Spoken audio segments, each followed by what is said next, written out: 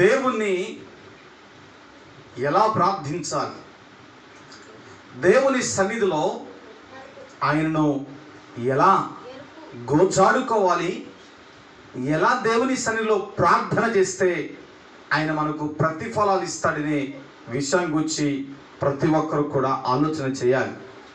దేవుని సన్నిధిలో వేటిని అడుగుతున్నావో అడిగే వాటన్ని విషయములను ఎరిగి అడగాల.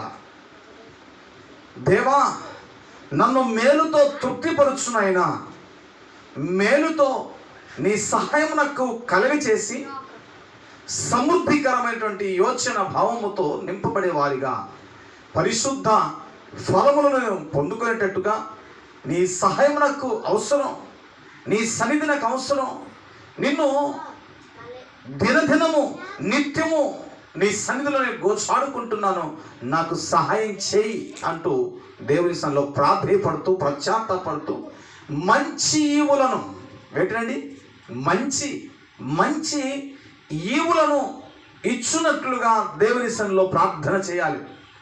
మంచి వాటిని దేవుని అడగాలి. ఆయన నిన్ను తలగా ఉంచుతున్నాడే కానీ తోకగా ఉంచడు.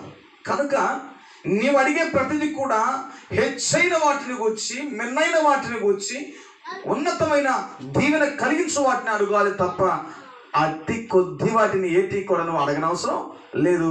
నిన్ను అత్యధికంగా ఆయన ఆశీర్వదిస్తూ వస్తాడు. ఆమేన్.